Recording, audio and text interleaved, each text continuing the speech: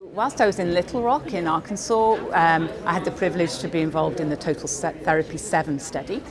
In that study, we selected high-risk patients, and they were defined as patients who had either a poorest cytogenetics, a high gene expression score, or a lot of disease on PET scan or MRI scan.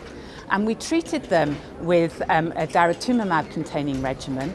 So they had combination chemotherapy with daratumumab, followed by transplantation, but then followed by early induction and reinduction with a daratumumab containing regimen again.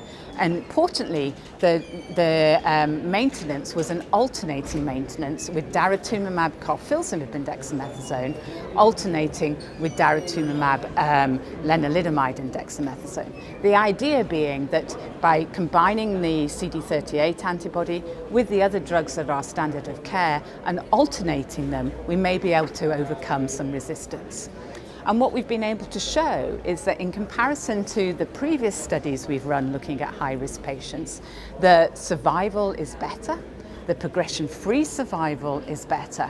And whereas before many patients used to relapse during the maintenance phase of treatment, because that's the area where it's most risky for these high-risk patients, we're able to maintain them in that phase for longer.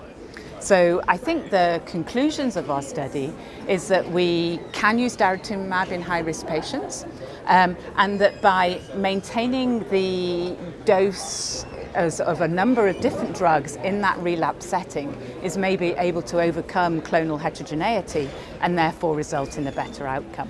Importantly, the actual safety profile of the combination was good as well.